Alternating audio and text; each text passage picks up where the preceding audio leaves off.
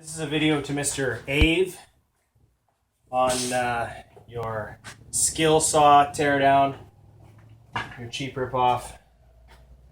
It wasn't up to your standards. I wanted to show off what you would be replacing should I be donated such a saw. This is the Craftsman 2 1/8 horsepower that my father gave to me, which probably came from his father. Here she goes.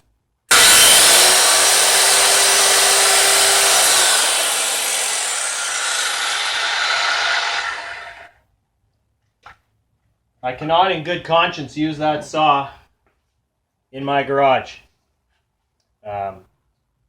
because the neighbors will call the cops. And as you can see, I come from Kathleen Wynne's, Ontario, where nothing is free.